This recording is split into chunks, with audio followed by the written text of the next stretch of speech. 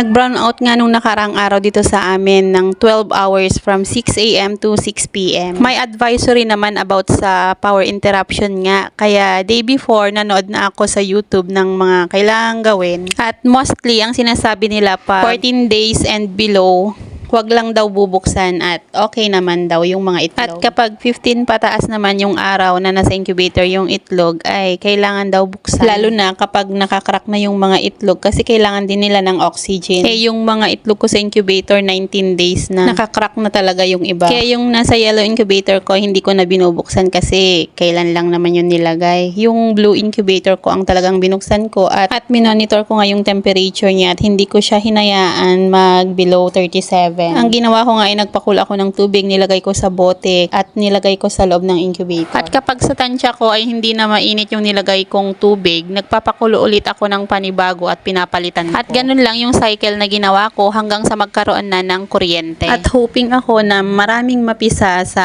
mga itlog. Ngayong araw ay 20th day na nila at pagka-check ko sa incubator ay aba, may napipisa na. Nagkrakrak pa rin yung iba. Medyo late lang dahil siguro sa pagkawalan ng kuryente. Kaya naman thank you Lord at hindi nasira ang aking mga itlog at mag-ingat po tayong lahat sa bagyo. Maraming salamat sa panonood and always padayon.